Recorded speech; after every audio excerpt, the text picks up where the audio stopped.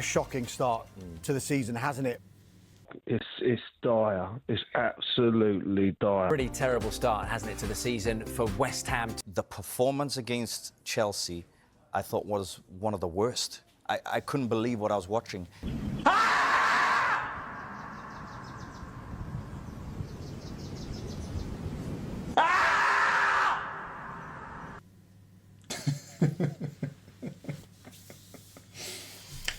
Welcome to the Kickabout, everybody. Welcome to video number 2 for the week. This is the West Ham Inquest. We should make this a daily fucking show, shouldn't Chris's we? Corner. This is Chris's AA Corner. Honestly, I don't even know where to start with West Ham anymore. It's for those of you that joined us on the live stream on Friday, I was worried before the game started, as many West Ham fans were, that we might get a mauling. Even I didn't expect it to be quite as shambolic as it was. And as is always the case with these things, it's the hope that kills you, because in the first 5 or 10 minutes we actually started okay. Yeah, you went 1-0 up, didn't you? Went 1-0 up with a worldie of a goal from Paquetá. We were pressing. The crowd, the energy was up. You could feel it. It was such a positive sort of environment as Liverpool have just gone 1-0 up here. But the problem is that it just didn't go anywhere. And as soon as Chelsea got that goal back, I know we had one that was disallowed, which might have changed things, I guess.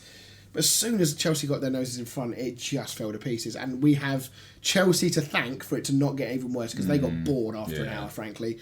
They just went into don't get injured mode. And even then, I mean, Esteval probably should have scored when he went clean through and took one too many touches.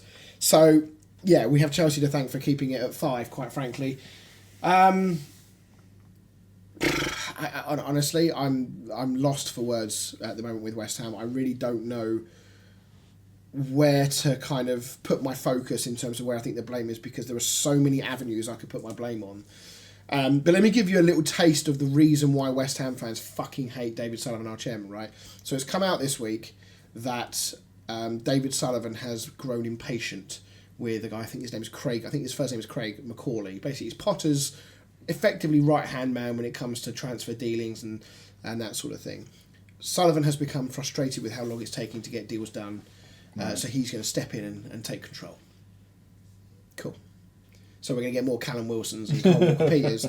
Maybe Jamie Vardy, he's still available, so we can get him in. But we're putting this out, we're putting all this information out, and this is something that West Ham have done for years, usually around season ticket renewal time, is they'll put loads of stories out that come from within the club where they leak to these in-the-know type guys, similar to the guy that I follow on Patreon. They'll leak the stories to these guys and tell them that we're looking at Harvey Elliott, that we're looking at Jack Grealish, that we're looking at Douglas Luiz, we're looking at James McAtee from City. All of these players that gets fans excited, and then fans go, oh, we might have a good season this year, maybe I will renew my season ticket. And then you get to the end of the window and you sign Callum Wilson, Kyle Walker-Peters, that fucking Flappy Bird Hermanton in goal. Yeah. And then the West Ham board will come out and say, we tried our best, but the players just weren't there and we couldn't get the deals done. And it's the same rhetoric every single year after year. And it's amazing how often West Ham fans fall for it. I'm probably guilty of it at times as well.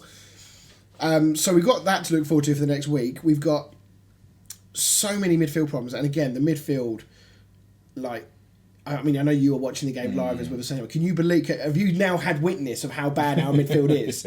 Can you now understand why I am banging the drum about James Ward-Prowse? Because he's just shit. Am I wrong? Set pieces was his big thing, wasn't it? He doesn't even seem that great at them now. I'm so bored of West Ham being shit. And honestly, again, I know I said in the last video where I was driving back from Brands Hatch, they did a bit, because they had Alan Pardew in the studio, and of course ex-West Ham manager, and they started talking about David Moyes, and I fucking knew the second they started talking about David Moyes they were going to link it to West Ham. And honestly, if I hear "be careful what you wish for" one more time from one of these TalkSport presenters, I'm going to drive there and I'm going to break their legs. Honestly, it's doing my fucking head in. No one was saying "be careful what you wish for" when David Moyes stunk the place up against Leeds last week. No one was saying anything then. So anyway, the midfield situation is a real problem, Dan. Yeah. I don't know. Do you think youth is the answer? I mean, you've obviously played Mainu out of the gates before, and it worked out quite well. Is throwing youth in a good idea in this scenario where things aren't going so well? I feel surely you've got better players than James Ward-Prowse. I mean, I feel like Souček's been on his way out for last couple of seasons. Souček is he's like a destroyer. He's good in both boxes, but fucking useless in the middle. Yeah. So to keeping the ball. The problem is that we're useless at the back and we're useless up front at the moment. So he's actually not having any impact on the game at all. There was one moment in the second half where, and this is the problem because no one can actually. If I said to you, let me ask you right now, tell me what Potter's philosophy is. Having watched West Ham a couple of times and watched them on Friday. What, just in general, or for West Ham? For West Ham, what do you think his? If you said to me, if I said to you, like, what's West Ham's philosophy? How do they approach games? How do they tactically approach games? What would you say? In a scared manner, to be honest. It's funny because you play almost a similar formation to us, except I think you play the 1-10 and then the 2 9s.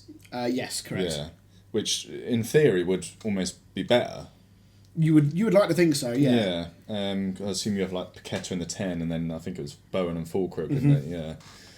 Do you think that nullifies Bowen? Because Yes. I think he's so much better as a. It reminds me of Rashford. He's so much better as a.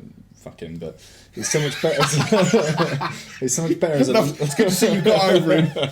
He's so much better as a left winger than he is when he's in the middle. I think he's useless, but as a left winger, he's good at taking on his man, and that's exactly what I think of Bowen. Like when you see him on the right wing and he cuts in on his left foot, he's so good.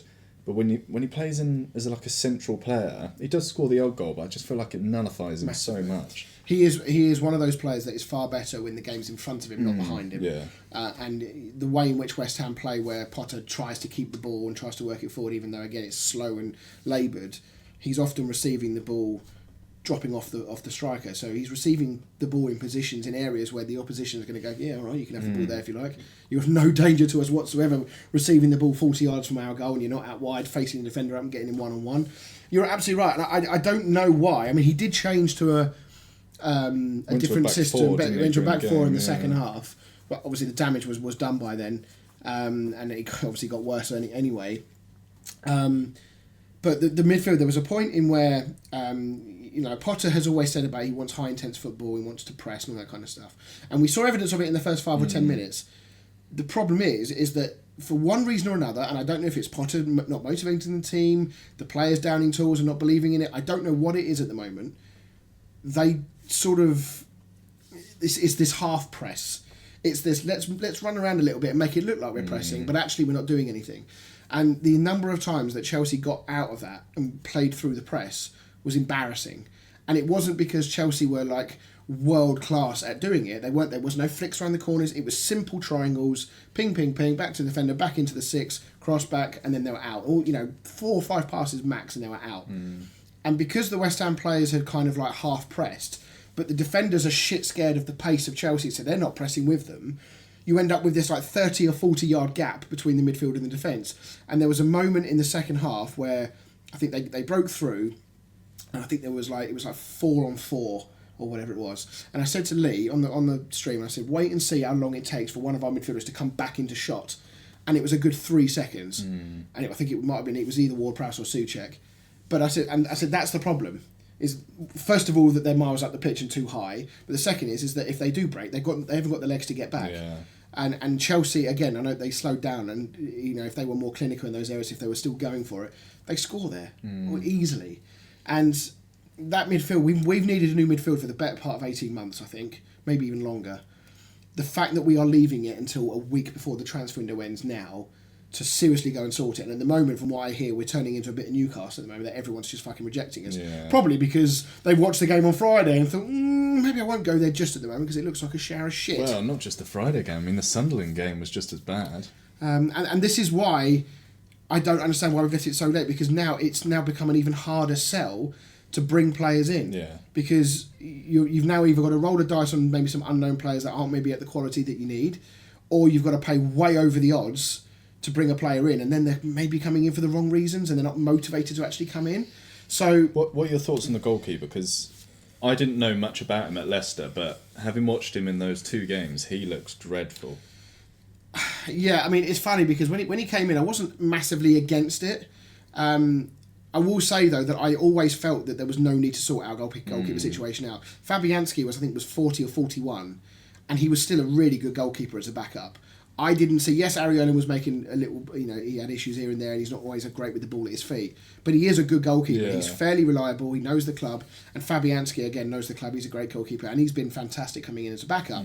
So to me, give Fabianski another year's contract. He'd probably drop his wages a bit. He's probably a leader in the dressing room as well, given his age and experience. It was a position that just simply did not need to be fixed, or certainly it wasn't a priority position. So the fact that they got rid of him and spent 18 million on Hermansen, I mean, obviously the performances are, we're saying this, I guess, with a degree of hindsight. If he comes in and plays really well, then we're not having this conversation. But he's conceded 11. So from 11 shots on target, 8 of them have gone in. I think at least 2 of the 3 against Sunderland he should save. 2 of the goals against Chelsea, one in particular, was definitely his fault. I think there was one other as well. Was one that came over and he just flapped it. While he was under pressure from his own defender. And then one, I think, when he goalkeeping. dived and he just got nowhere near it, or he just flapped it again into the gut. I can't remember now. I think that might be. Was that the Sunderland game? Yeah, that was third goal actually at Sunderland. Yeah. So it really strikes me as odd. And I, honestly, when he came in really late. He came in like a week before the season started. He was 30 million. 18. So it wasn't huge money. It was expensive, but a decent chunk of our budget, Yeah. so to be believed, because we're not flush with cash. And it just wasn't a position that needed to be fixed. And I honestly thought he was going to do what Newcastle have done with Ramsdale, is stick with your tried and tested goalkeeper, let Hermansen gel with the squad. A bit of competition. Get a competition, and then when you bring him in, maybe for Wolves tomorrow night in the Cup, bring him in then. Get him in gently. He's 25. You don't need to rush him into the squad. And now, because of what's happened, because of he's obviously his confidence is on the floor, we've now got to take him out. How long have we got to take him out for now for his confidence to kind of reset? So if Areola's not in goal tomorrow night, I would be absolutely stunned.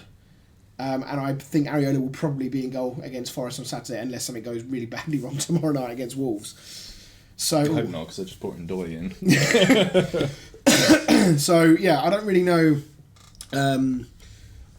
what the fix is here, because West Ham are a club that at the moment are sleepwalking to relegation. I was going to say, obviously we're only 2 games in, so it's very early to be saying it, but do you think you will be in a relegation battle? I mean, obviously, as of right now, judging yes. off of what you've seen. Judging off of what I've seen right now, yes. And it's not just the performances that worry me; it's the players.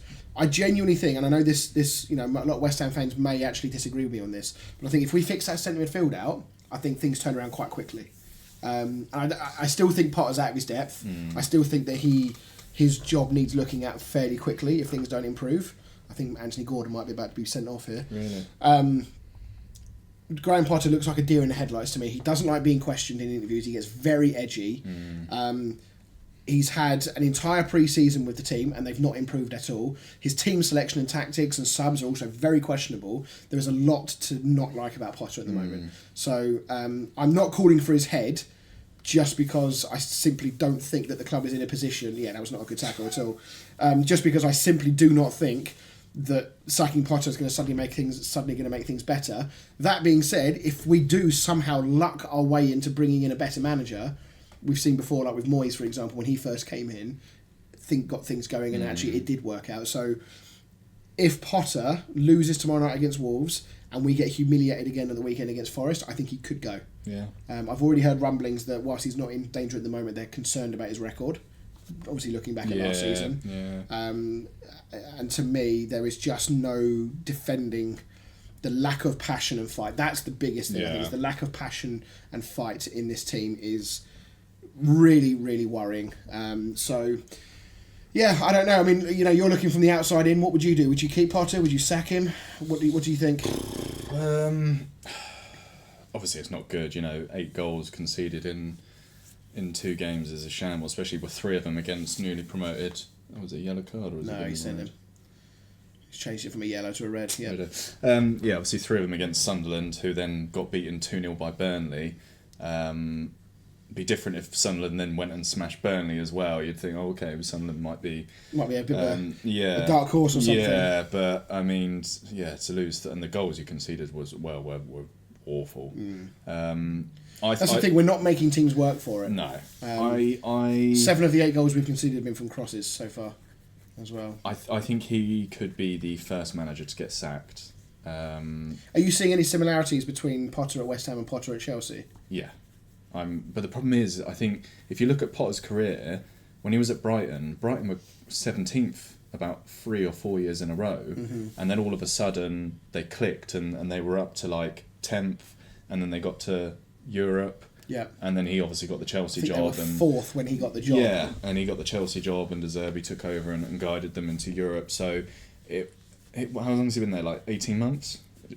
Less than that? Who? Potter at West Ham. At West Ham, it's not even a year yet. Yeah. So I think he came in January, I think it was. Yeah. So if you, I think if you've got to look at it, and it depends what have the West Ham board just gone, oh, he was at Chelsea, he done well at Brighton, let's bring him in, or have they gone, right, he's a 3-year manager, we've got to give him time.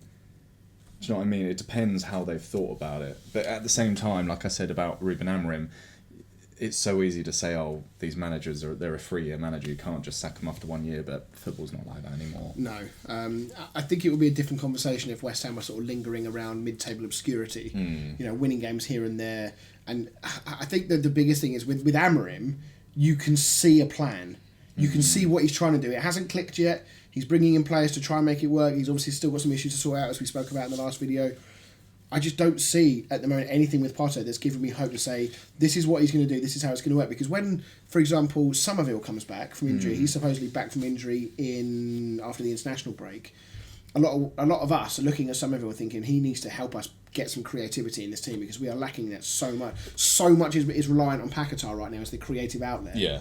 Where do you put Somerville in that team? You can't put him at wing back. He's not a wing back, and we don't play wingers in this system. But like Amorim, so where does he get into this team? But that's another thing. Like, I'd be interested to know how much of these transfers are Potter and how much are like a Sullivan. You know, I can tell you right now who's a who's like because it's so obvious. He's got. Was a track Potter record. asking for Wilson? 100%. Oh no, sorry, Potter. Wilson, No, yeah. no, absolutely not. Potter will have wanted other strikers. Callum Wilson has been on our radar for years. Sullivan has tried multiple times to get him when he was at other clubs and whatnot, and Wilson has turned us down more often than not. And he was belittling our Conference League winning trophy a couple of years ago. So it is kind of funny that he's now here. But he is just Danny Ings 2.0. Like, he's not going to add anything to this team. He's an experienced player, yes. He might chip in with the odd goal here and there, but he's not going to do anything for us, really. You might as well have just kept Antonio if you're going to buy Wilson. And that's what I mean. Like, can you? It's easy. Obviously, Potter's in charge. The blame is always going to come down to him. He's the one that's going to get the sack, not the players. But if you look at that team and you're Potter and you're bringing in Wilson, who's injured every other game. It's like me giving you a spanner and one of the ends is broken. Yeah. And saying, oh, can you take that wheel off? Do you know what I mean? It's like, well, how the fuck am I supposed to do that? I do have a small degree of sympathy for Potter for that exact reason. That he's inherited a squad that is not good enough to do what he wants it to do, and we don't have the funds like United to go out and spend all the money to go and get players that can. That being said, I still firmly believe that he should be doing way more with this current team. Fight and desire is a bare minimum that should be there, and that's not there. Team selection. Stop playing James Ward-Prowse. Like, how many more fucking examples do you need that he is not good enough to do that role? Unless he's got somebody with loads of legs around him, and even then, I still don't think he should be in there because he's sideways, backwards. You know, he's not a good player. So it's a really difficult one because I do believe that we are short in some areas. We're definitely short up front, but also I don't think that the formation he wants to play suits the players we have. As you say, put Bowen back out on the right. Yeah. Put Paquetá. Did he play off the left. the back five or back three last season? No, not that I believe. I think he did it on occasion, but it wasn't as often. You know, it wasn't as regimented as he's been all through pre-season. He's played the same sort of three at the back with four. I tell you what, I do really rate that Juve. I like him.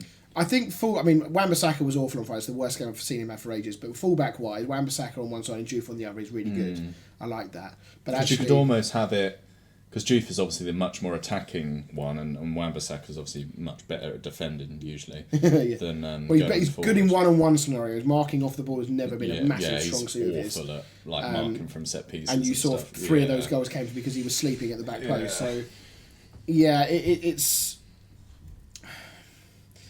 I want to see a reaction from Potter more than anything else. I want him to sort of, he doesn't have to come out and publicly say it, but I want his actions to say it. I want his actions to say, this isn't fucking He's working. got to ring some changes. He's got to ring some changes. He's got to change the approach. He's got to change the personnel, and I think he has to put some more faith in the youth players.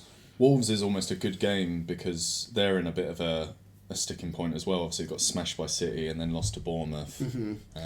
But then it's like normally with these Carling Cup games, you can. Oh, sorry, I keep calling it Carling Cup. It's Carabao Cup. Carling Cup. I know. It's been a long time. But usually with these Carabao Cup games, you rotate players a little bit to give younger players a go. But now there's almost this, and Wolves are probably in the same spot here, thinking, do we go as strong as we can to try and build some confidence? I would like. But then if you lose, does that then have it? Is it like a sort of damned if you do, damned if you don't scenario? I think you've got to go strong. It's not like you're in Europe. Like you've got no, and teams that are in Europe would go as strong as possible in Europe to try and get far in Europe. And you know, if West Ham are going to have a poor season in the league, you've got to try and get somewhere in the cup or get as far as you can in the cup because it keeps fans on. So, like last season, if we got to the final of the cup, God knows what the atmosphere would have been like. Do you know what I mean? The cup was the only thing that was keeping us going. So I think it's always good for those sort of teams like your Wolves and West Hams to try and go as far as they can in those cup competitions, especially if you are having a stinker in the league. And again, because it can build momentum. You know, if you manage to beat Wolves and then you somehow beat Newcastle in the next round, you might be losing to Sunderland in the league, but it does start to build momentum, and then you can try and take that into the league games. Yeah, I do think. I mean, I don't want to turn this podcast. I've said this before. I don't want to turn this podcast into just the West Ham rant session, but at the moment they are just a content creator's wet dream at the moment. Yeah.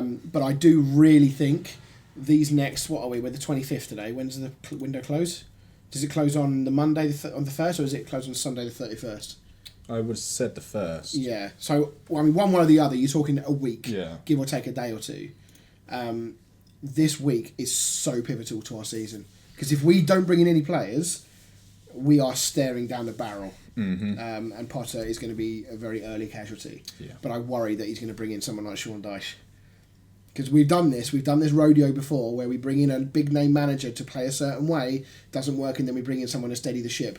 Then he steadies the ship, we get bored, we bring in a bigger name. Like at some point you have to align the philosophy of the club and the players that you're signing with the manager that you're bringing in. You either go all in on a manager like Dyche and bring in that sort of squad, or you try and go to a more attack-minded, younger, hungrier coach who plays a certain brand. You bring in players to suit that system. Yeah. And I'm not. I think when Moyes first came in, we were still rigid defensively. We were quite sort of happy sit back, not possession based. But because when we counter-attacked and we got on the ball, we were devastating. And it can be exciting playing that. I've never once said that style is boring. It's only boring if you don't actually attack when you get the ball. And when Moyes first came in, we did. I mean, he turned fucking Lingard into prime Maradona for 6 months. Yeah. And we looked amazing. But then towards the end, that stopped. The magic stopped, and that's when the West Ham fans got bored. So, I don't know. I honestly, as I said, I'm bored of West Ham. I'm bored of all these stories. I'm bored of the constant merry-go-round with players, with managers, with the board. The board need to go 100%. We need serious investment in the club, not just for players, but infrastructure. There's so much needs to change, honestly. I could do such a long video on really how I'm paraphrasing a lot just because I don't want this video to go on for fucking 40 minutes. But there's just so much wrong with this club, and it's depressing because whilst I'm not egotistical enough to think that West Ham are some kind of sleeping giant and that we should be getting Champions League, we're in London. We've got a good location to most people from the outside looking in. We've got quite a good stadium set up. We've got a decent amount of history on our side. Obviously, not as much as some other clubs like United, for example. But it's a club that really should be top half minimum, knocking on the door of Europe every now and then. Yeah. Probably not regulars every single season, but certainly should be in the conversation. Maybe sneak into the Conference League. Maybe sneak into the Europa League every now and then. Yeah. And because we've never replaced Declan Rice, we've just been, we are lambs to the slaughter at the moment against good teams. And Nottingham Forest might suit us a little bit because of their style of play, but because of the energy and passion and desire they have, even with their slightly slower style of football, they could still kill us. Yeah. They really could, and they've got quality in that team as well. They're bringing in some really good players on the quiet with McAtee, Hutchinson, Douglas Luiz, Ndoye. Yeah, so we're ripe for the picking at the moment. So FPL managers, anybody out there, if you're looking for some points in a weekend, just pick whoever whoever West Ham are playing. So, yeah. Right. Anyway, that's my have a bath, that's mate. my therapy session done for today. Right. Okay. Thank you very much for watching, everyone. Make sure you like. Make sure you comment. I'm really keen to know what other West Ham fans. I mean, outside of West Ham fans, what do you think about when you hear West Ham? You see what's happening to our club. What do you guys think? I mean, you might be laughing, as you might hate us. Fine. Okay. Whatever. But let us know what you think in the comments down below. Make sure you like. Make sure you sub. Stop fucking laughing at me. We'll see you next time. See you later.